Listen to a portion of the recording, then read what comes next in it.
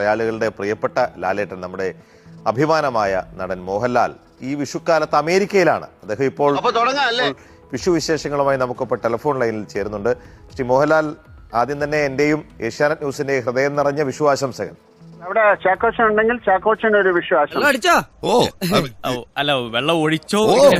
എല്ലാവർക്കും ഹാപ്പി വിഷു. ഒറ്റ കാര്യം കൂടി, ഇത്തവണ ലാലാരാധകരെ സംബന്ധിച്ച് ദൃശ്യം 3, പേട്രിയറ്റ് പല സിനിമകൾക്ക് വേണ്ടിയുള്ള കാത്തിരിപ്പ് കൂടിയാണ്. അങ്ങനെയുണ്ട് പ്രതീക്ഷകള്? ഒരു പ്രതീക്ഷയില്ല. അങ്ങനെ വലിയ ചിരിയൊന്നും വേണ്ട. അത് നമ്മൾ ചെയ്തു, അത് കഴിഞ്ഞു. ഇനി അത് വരട്ടെ, അത് തിയേറ്ററിൽ വരട്ടെ, ആൾക്കാർ കാണട്ടെ. എന്തോ നീ എന്താണ് പറയുന്നതെന്ന് നീ അറിയുന്നു. അങ്ങനെ നമ്മൾ അതിലൊരു പ്രത്യേക പ്രതീക്ഷ. നല്ല സിനിമകളായിരിക്കും, എന്തായാലും മോശം സിനിമകളായിരിക്കും. നിന്റെ ശബ്ദത്തിന് എന്താ ഒരു പരപരപ്പ്? മോഹൻലാലാണ് അത് കുട്ടിക്കാലം തൊട്ടേ അങ്ങനെയാണ്. ഞാനത് പലതവണ പറഞ്ഞിട്ടുണ്ട്. ആദ്യം കണ്ടു കഴിഞ്ഞപ്പോഴത്തേക്ക് ഞാൻ ഇങ്ങനെ അന്തം വിട്ട് നിന്നും പോയി. ഒന്നല്ല ചുമ്മാ.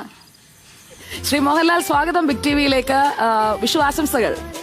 Happy Vishu, happy Vishu. എന്താ അന്തം വിട്ട് നിന്ന് പോയെന്ന് പറഞ്ഞ?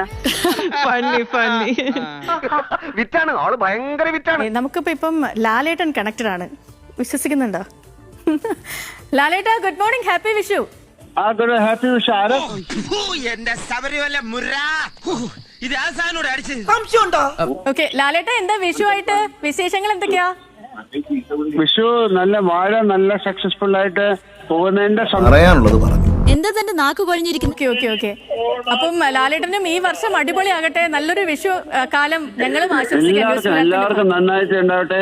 പുള്ളി പറഞ്ഞ പോലെ മനസ്സിലായോ? ആൽക്കഹോളിക് വെതറാണല്ലോ പണിക്കരെ. ഞാനത് അങ്ങോട്ട് പറയാതിരിക്കായിരുന്നു. ലാൽജി, നമ്മുടെ പ്രേക്ഷകരോട് ഈ പേട്രിയോട്ട് സിനിമ വരാൻ പോവാണല്ലോ, അതിനെ കുറിച്ച് എന്താ പറയാനുള്ളത്?